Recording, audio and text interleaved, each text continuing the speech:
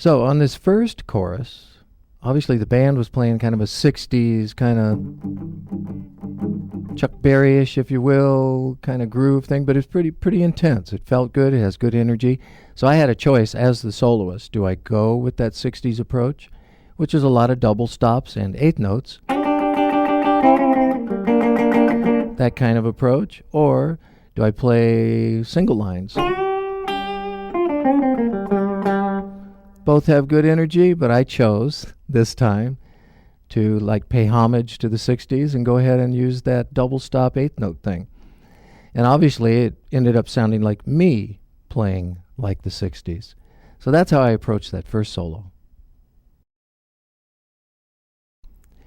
Now this second chorus, I sensed that something was going to change coming out of the first chorus. So what I did as the soloist, I waited to see what the rhythm section was going to do. And sure enough, it became,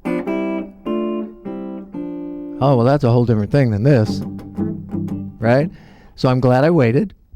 And after I heard that line, it made me play more sensitive, more soulful, because the sound of those chords against the bass was a whole different thing. The energy had come down a little bit. And that's how I approached the second chorus. Now on this third chorus, the comping rhythm guitar decided to give me, the soloist, more space. So he played a short note. Now I can respond to that, which I did, with either busyness or simplicity. He changed the vibe because he left that open space for me.